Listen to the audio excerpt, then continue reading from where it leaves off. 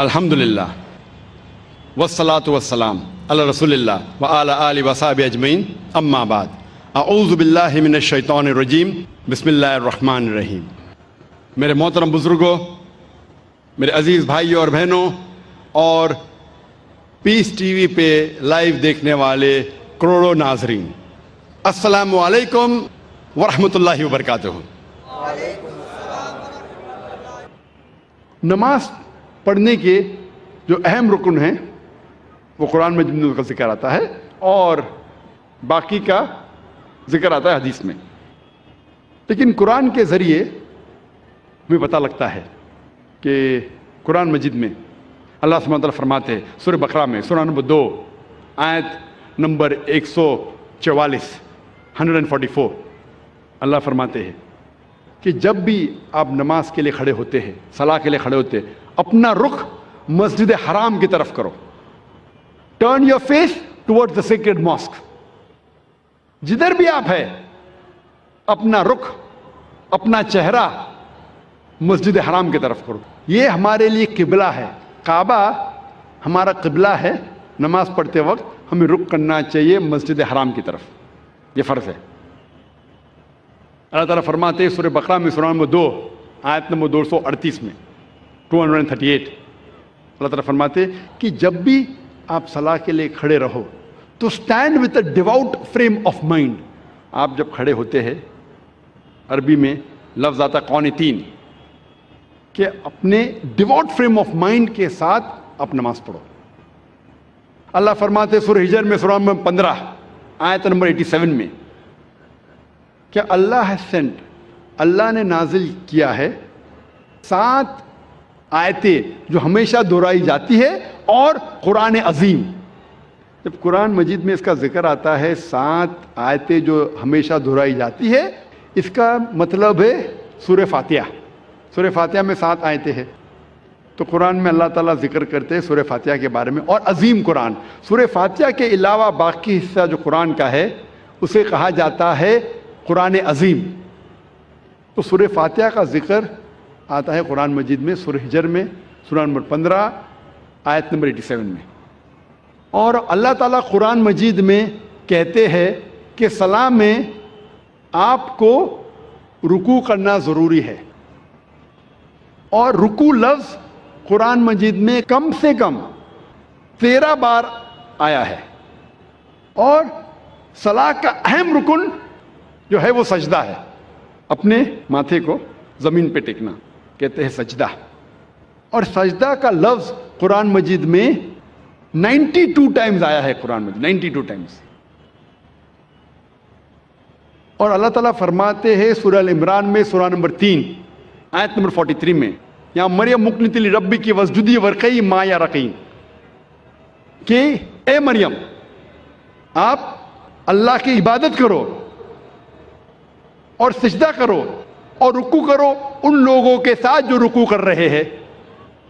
اور اللہ تعالیٰ فرماتے ہیں سورہ حج میں، سورہ نمبر 22 آیت نمبر 77 میں، کہ اے مومنو رکوع کرو اور سجدہ کرو اور اچھے کام کرو تاکہ آپ فلاح پاؤ۔ تو کئی بار قرآن مجید میں کہا گیا ہے رکوع کے بارے میں اور سجدے کے بارے میں۔ اور اس کے علاوہ قرآن مجید میں کئی بار کہا گیا ہے اطیعوا اللہ واطیعوا الرسول، اللہ کی اطاعت کرو اور اللہ کے رسول کی اطاعت کرو۔ کئی بار قرآن مجید میں آتا ہے۔ سورہ العمران سورہ نمبر 3 آیت نمبر 32، سورہ العمران سورہ نمبر 3 آیت نمبر 132، سورہ نساء سورہ نمبر 4 آیت نمبر 59، سورہ مائدہ سورہ نمبر 5 آیت نمبر 92، سورہ انفال سورہ نمبر 8 آیت نمبر 1، سورہ انفال سورہ نمبر 8 آیت نمبر 20، سورہ انفال سورہ نمبر 8 آیت نمبر 46، سورہ نور سورہ نمبر 24 آیت نمبر 56، سورہ نور سورہ نمبر 24 آیت نمبر 54، سورہ محمد سورہ نمبر 47 آیت نمبر 33، سورہ مجادلہ سورہ نمبر 58 آیت نمبر 13، سورہ تغابن سورہ نمبر 64 آیت نمبر 12۔ کم از کم قرآن مجید میں 12 جگہ کہا گیا ہے اطیعوا اللہ واطیعوا الرسول، اللہ کی اطاعت کرو، اللہ کے رسول کی اطاعت کرو۔ اس کا مطلب اللہ کے علاوہ جو بھی اللہ کے رسول فرماتے ہیں، حکم کرتے ہیں، ہمارے لیے فرض ہے کہ اسے ہم مانیں۔ تو صلاح کی باقی رکن، باقی چھوٹی چیزیں کس طریقے سے پڑھی جاتی ہے وہ ذکر آتا ہے حدیث میں۔ جب اللہ کے رسول کی صحیح حدیث پڑھیں گے تو باقی چیز ہمیں ملتی ہے۔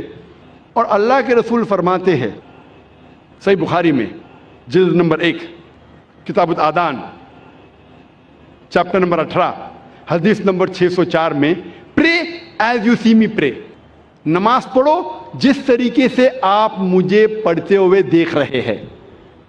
اور یہ حدیث دہرائی گئی ہے کئی جگہ، یہ دہرائی گئی ہے صحیح بخاری میں جلد نمبر 9 میں حدیث نمبر 352 352، جہاں اللہ کے رسول فرماتے کہ نماز پڑھو اس طریقے سے جس طریقے سے آپ مجھے پڑھتے ہوئے دیکھ رہے ہیں۔ تو باقی چیز نماز کے بارے میں ہمیں ملتی ہے اللہ کے رسول کی صحیح حدیثوں میں۔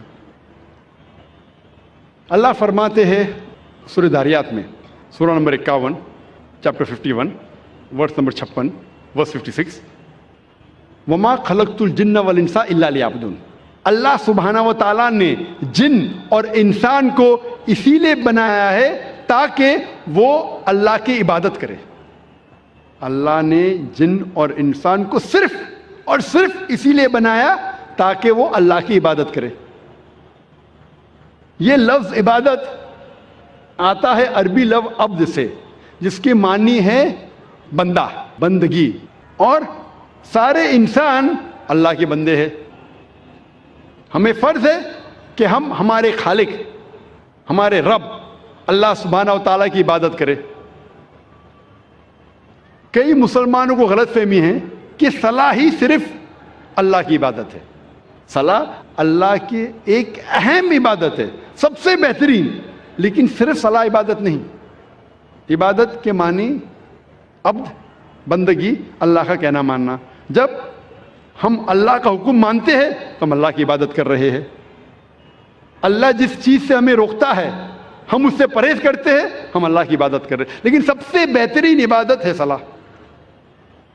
اور جو انسان صلاح نہیں پڑھتا ہے، صلاح نہیں پڑھنے کے کئی نقصانات ہیں۔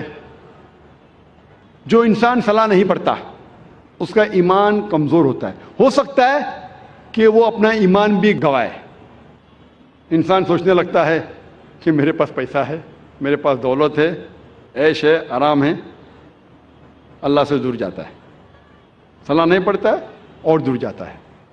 صلاح نہیں پڑھنے سے آپ کی زندگی میں ڈسپلن نہیں آتا ہے۔ ہو سکتا ہے کوئی شخص مجھ سے پوچھے گا، میں کئی لوگ کو جانتا ہوں جو صلاح نہیں پڑھتے لیکن ایک دم پابند ہے، اپوائنٹمنٹ کے پابند ہے، ڈسپلن ہے۔ میں جانتا ہوں کئی مسلمان جو صلاح نہیں پڑھتے لیکن ڈسپلن ہے، کئی غیر مسلمان ہیں جو صلاح نہیں پڑھتے لیکن ایک دم ڈسپلنڈ ہے، اپوائنٹمنٹ دیں گے برابر اس وقت پہ موجود رہیں گے۔ یہ ڈسپلن کا ذکر ہی نہیں کر رہا ہوں، میں اعلیٰ درجے کی ڈسپلن کی بات کر رہا ہوں، یہ تو نیچے درجے کا ڈسپلن ہے۔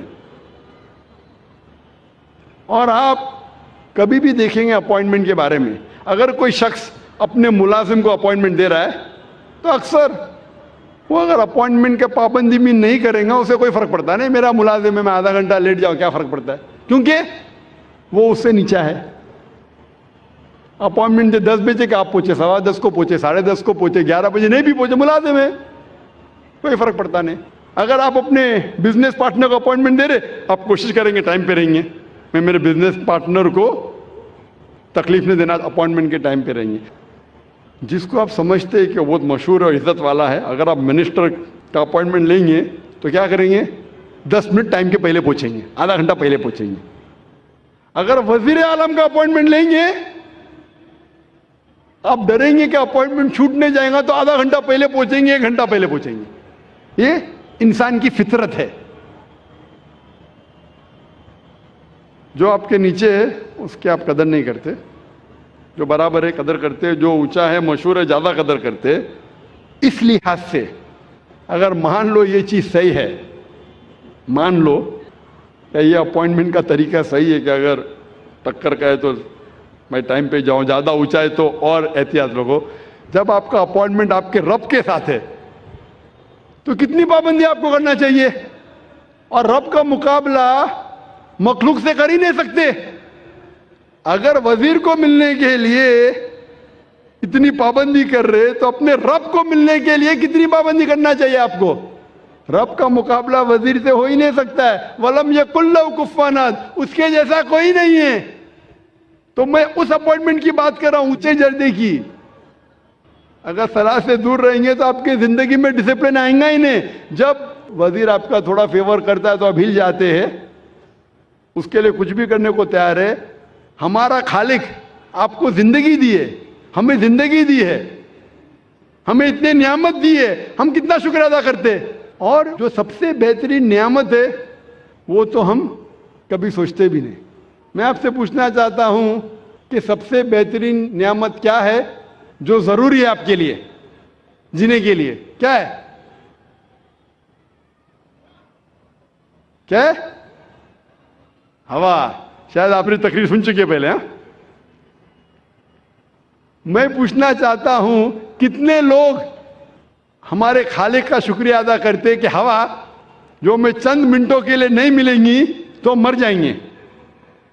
چند منٹوں کے لیے ہوا نہیں ملیں گی، ہم بولتے یا رب شکریہ، آپ نے ہمیں گھر دیا، آپ نے ہمیں گاڑی دی. کتنے لوگ شکریہ ادا کرتے پانی کے لیے، کتنے لوگ شکریہ ادا کرتے ہوا کے لیے.